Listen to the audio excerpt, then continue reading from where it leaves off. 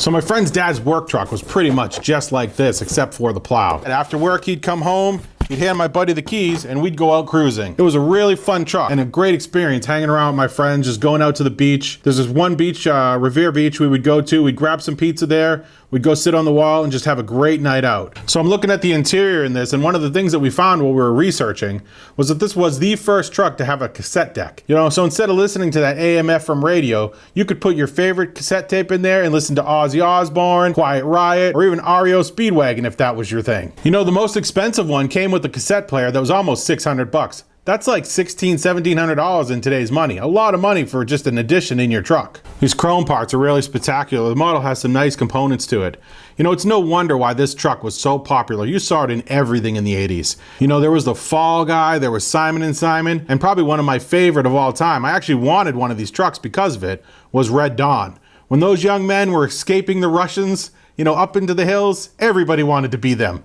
That was a cool truck. So there's an interesting aspect of my buddy's dad's truck that you'll learn more about later on in the episode. But really what it comes down to is the rust that was underneath the body of this truck. Every time we went over a bump, clickety-clack, we called this truck the Hooptie truck because you were bouncing all over the back, laughing and joking, having a good time. But underneath, man, those bushings, all of those bolts, they were barely holding that frame together. Rust technology like we know it today, bed liners, underliners, all that kind of stuff, it really didn't come into play until the late 80s, early 90s. So you had a truck whose frame should have looked something like this with a nice undercoating, and it ended up looking something like this.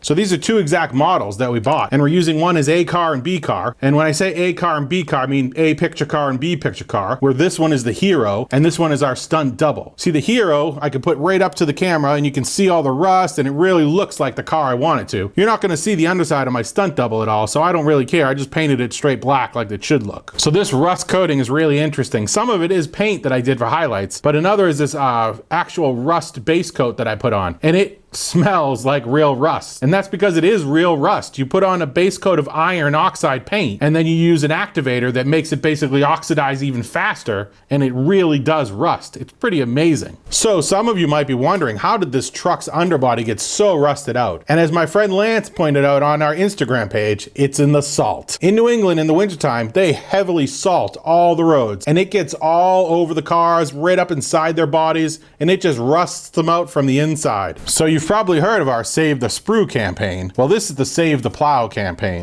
I shouldn't do anything for a plow after what it did to my 77 Trans Am, but you never know when we might want to build a model with a plow on it. So we're going to go ahead and save these and put them to the side. It does have some really nice actuators, mechanized parts to hold the plow, so I might use these in the future, but not on this guy. So I'm not going to get to all the controversy on this, but you can clearly see the side saddle fuel tanks on the underside of this carriage. You can do all your own research to figure out all about the story, but you can clearly see on the frame how they are mounted. Man, I really love the memories that just come to me when I'm painting these things. It's funny, I don't know if it's the fumes or just sitting here in the solace of myself, you know. I remember the first time these guys picked me up in this truck. My buddy was waiting outside and I skipped gym class. I met them out front of the school and they wanted to go to Denny's, so I hopped into the truck, we all went, and that became our weekly tradition instead of gym class. We would go in, take attendance, go to the restroom, sneak out the back, and then go right to Denny's. Now, boys and girls, this is the figure that you'll get if you follow in my footsteps. I cannot say that I recommend it.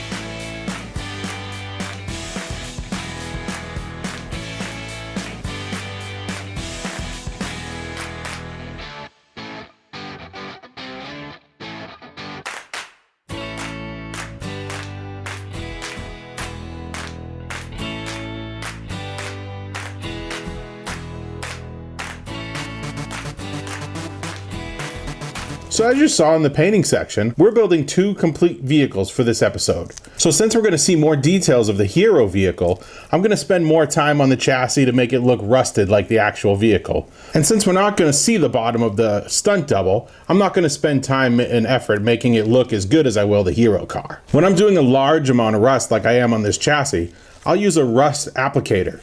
It comes in 2 bottles. One is an oxidizing iron paint that you put on the actual part, and the other one is a rust applicator which you'll put on afterward, and it's really amazing to see it turn into rust right before your eyes. So I like to put the oxidizing iron paint on with a really big brush, and I goop it all over the frame or body, whatever I'm painting. And it's really one of those things that you can experiment and put on as much as you like or as little as you like on different models, and even just on the sides of the sprue to experiment with and to find a style that you like. Okay, so I've gone ahead and put on the oxidizing iron paint, and it usually takes a few hours to cure. But we're going to speed that up with a little bit of movie magic and a little bit of heat gun.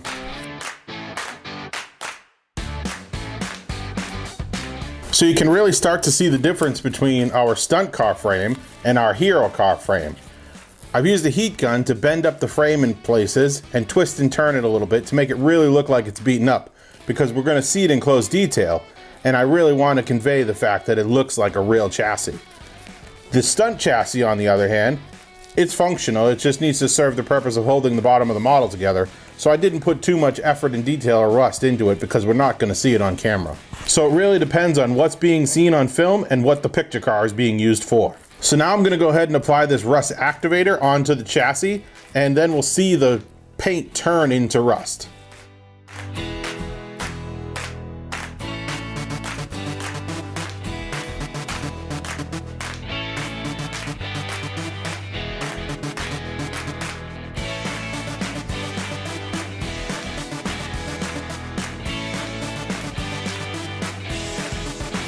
So these started as identical chassis, but you can see that with a little bit of heat gun and a quick rust treatment, they're really differentiated.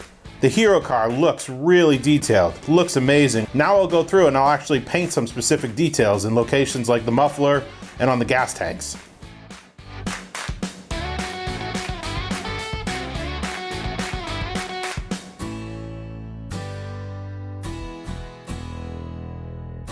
So here in a close-up, you can get a little bit better idea of some of the difference between the hero car and the stunt car. Like I said, you'll see specifically why we use the stunt car later on. But notice this hole in the front grille. That was a key part of the prop that we had in it, and that doesn't exist on the hero car. So the hero car, we can get a nice close-up of the front end without you seeing the hole. The truck really was covered in rust like this. The paint was faded, scratched, everything, dings, dents. You know, the front hood was literally popped up just like this. But now we get to the nitty-gritty of the episode. If we flip over the cars, we can clearly see that the bottom is severely rusted out. And we specifically didn't do the same amount of detail on the stunt car because you don't ever see it. And we really just put it together many times. I actually had to rebuild this back end using some balsa wood. And then another perfect example of why to save your sprue, I completely rebuilt this back framing area using extra sprue and a glue gun several times to hold it together to do the stunt that we wanted it to do. I'm really happy with the way the chassis of the hero car came out. This rusting looks amazing. Truly does look like real rust. I specifically left the undercoating of the body white so that you really could see the rusted chassis. One area that could have used a little magic in Boston was the potholes. They were everywhere. And that's part of what led to the disaster of this truck. It was like a perfect storm of salt, snow, and New England potholes. Oh yeah. Don't forget the teenagers driving inside. Truly a perfect storm in New England. It all starts on a stormy Friday night. I'm just kidding. It was a Friday night just like any other. We had gone to the beach to get some pizza. And we had a great time, you know, joking around, sitting on the wall by the beach and just eating some food and hanging out with friends. And it's time to head back. And my buddy typically let us all pile into the truck. A couple of us in the back, a few of us in the front. And we all lived around the same neighborhood. So my buddy would drive us to the block. We're about where we all lived. And each of us would split off and we'd walk home from there. But the thing was, there was a stretch of highway in between where the beach was and most of the residential area. So we were taking that highway stretch home one night, and it had snowed really hard recently, so there was a lot of potholes. And hit one of those potholes we did. So hard that the back of this truck went bouncing up in the air. But this particular time, when it hit the pothole, the rear axle came off and went flying behind us. No exaggeration here. Sparks were flying everywhere. The bottom of the bed of the truck got so hot we couldn't sit on it. We were bouncing around, you know, joking and laughing. It was a big joke at first when we didn't think it was so serious. My buddy driving the truck, he had no idea that we were missing a rear axle. For all he knew, we were still just driving down the highway. We eventually skidded over to the breakdown lane enough where it was safe to get out. We all got out of the truck and looked behind it and saw the axle, you know, a quarter of a mile down the highway. Back of the truck, lying on the ground, some parts of the bed glowing red from the heat of sliding along the asphalt. It was really a sight to see. And unfortunately, that was the end of the truck. So the real truck headed off to the salvage yard, but that's not the fate of this one. We're gonna keep this truck and its sister stunt double and put them up into our Hall of Memories with our other vehicles. And speaking of our other vehicles, next one up is my 1979 Chevy Nova. It was the last car that I owned before getting a license, but it didn't make it to the driver's test either.